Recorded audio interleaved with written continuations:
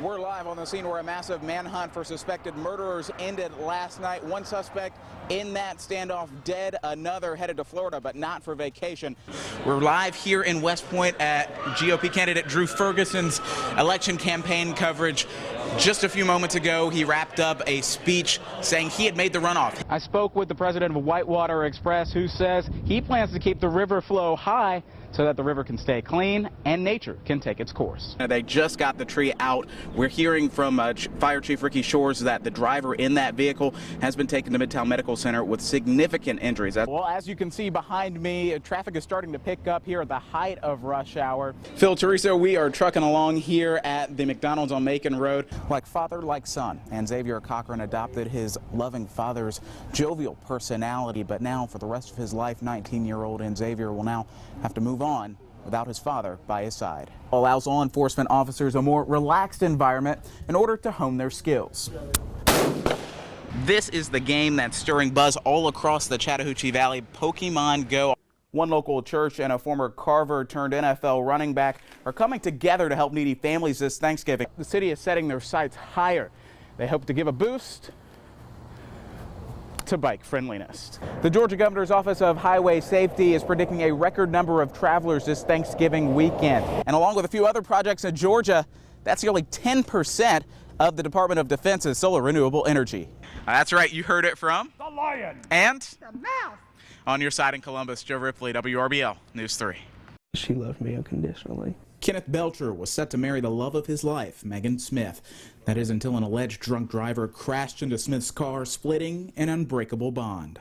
People just sometimes don't think that it can cause this much pain for a family when they drink and drive, but I know in my heart that Megan would want me to forgive him. She had a heart of gold, and it was nowhere near full. She had all the love in the world to give. Belcher reflects on how his loss affects his heart. Shattered into a million pieces, and some of those pieces were taken with her, and it'll never be complete again. Like her loved ones, Ethel Kite Elementary School here in LaGrange holds a special place in Megan Smith's heart. After graduating from LaGrange College 2 years ago, it was this elementary school that offered Megan her first job. She was known for being just nice and quiet, yet making a big impact, especially on students who needed help with reading. We miss Megan. She was part of the family already.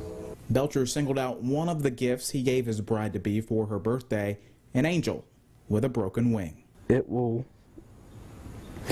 forever be a sentimental piece for me because I got it for her, and now I know she's in heaven and she's my guardian angel watching over me. I'm speechless. They have disqualified both of us to be in that race. And I thought we were past those days. Disqualified Muskogee County Sheriff's candidate Pam Brown is outraged after a failed last-ditch effort to get her and fellow candidate Robert Smith back on the May 24th ballot. Her attorney Mark Shelnut asked that the Elections Board consider a judge's ruling to reinstate two other previously disqualified candidates. The request died for a lack of motion, a lack of a second, and lack of a discussion. So as it stands, the board will abide by the rulings of the judges in both cases. From the very beginning, we was right. And now we have a problem, and now they're telling us we can't be a part of the ballot. Something's wrong. Current Muskogee County Sheriff John Darr, who is running in November, offers his take. It's interesting because of everything that's gone along with the individuals that have been disqualified, and then some being disqualified and then being reinstated by the judge. So yes, from that standpoint, I think it's going to be interesting for people in this community. Is this a civil rights issue? It appears to be. When asked about accusations of being prejudiced against certain candidates over others, the Elections Board had this to say. The board does not address accusations. What the board does do is apply the law evenly across the board, which it has done in all 4 cases that we have looked at for the office of sheriff. Everybody's been treated equally. It's just not true. It's not true, because if they believe the language is right in this second order and they did not appeal it, then they're agreeing with it. I go to the mall probably for lunch all the time. Zuleika Amin owns In the Zone Barbershop. She set up shop just 3 weeks ago. I kind of gravitated towards Peachtree Mall because of the area is busy, the people, the environment.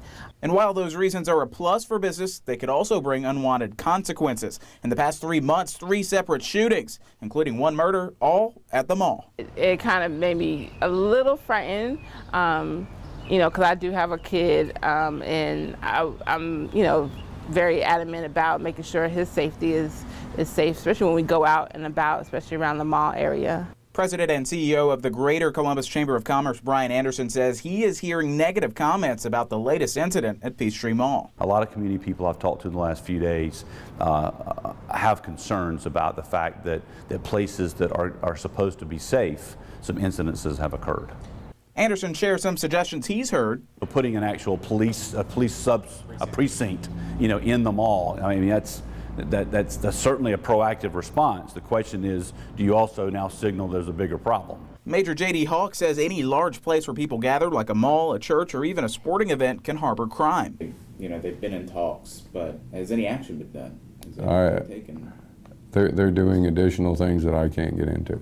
At the end of the day, Zuleika Amin wants action taken to keep people safe. I would just want to make sure they're still out there patrolling and securing and making sure, you know, the customers are coming in and being safe.